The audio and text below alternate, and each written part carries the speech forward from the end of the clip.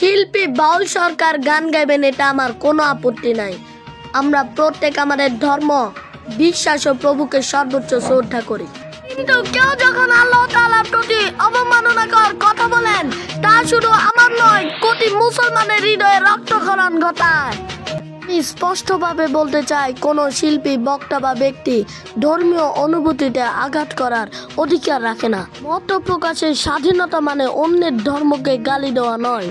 আমি এই ঘটনার তীব্র নিন্দা জানাই এবং রাষ্ট্রের প্রতি আইনানুগ শাস্তির দাবি জানাচ্ছি। এই দেশে আমরা শান্তিতে বসবাস করি, সেই দেশে যেন কেউ ধর্মীয় বিভেদ ছড়াতে না পারে, সেই জন্য আইন অনুযায়ী যথাযথ ব্যবস্থা নেওয়া হোক। আমরা মুসলমানরা শান্তির মানুষ, ঝগড়া চাই না, হিংসা চাই না, শুধু চাই সত্য প্রতিষ্ঠা হোক, ন্যায় বিচার হোক এবং ধর্মীয় অনুভূতিতে সম্মান বজায় থাকুক। আমাদের সবার ঈমান, অনুভূতি ও সমাজের শান্তি রক্ষা করুন। ধন্যবাদ।